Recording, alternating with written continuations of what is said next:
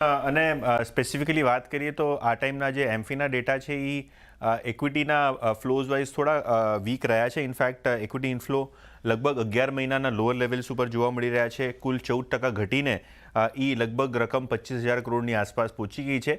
પણ સારી વાત એ છે કે માર્ચના મહિનામાં જનરલી જ્યારે લોકો ટેક્સ પ્લાનિંગ કરતા હોય, ઘણા બધા ચોપડાઓમાં ચેન્જીસ કરતા હોય, તો ત્યાં એસઆઈપીમાં આપણને કંઈ મોટી જે છે એ ફોલ નથી જોવા મળી. ઇનફેક્ટ જે એસઆઈપીસ છે જે પાછલા મહિને લગભગ 26,000 કરોડની આસપાસ હતી, એ 25,900 કરોડની આસપાસ જ ફિગર છે. તો કોઈ મોટો ઘટાડો એસઆઈપીની બુકમાં મંથ ઓન મંથ બેસિસ ઉપર નથી જોવા મળ્યો.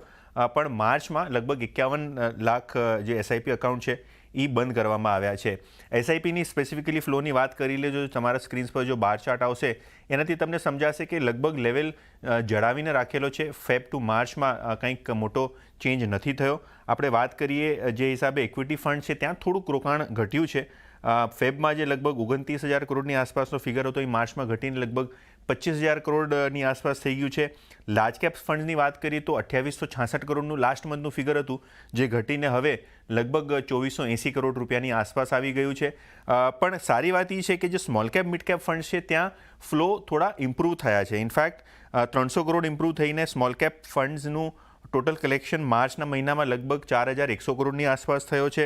મિડ કેપ ફંડમાં લગભગ 3440 કરોડની આસપાસ તે ફિગર પહોંચ્યો છે, થોડો ઘણો વધીને.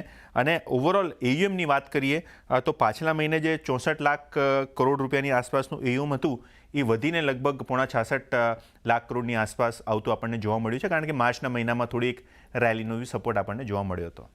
ઓકે, તો ખાસ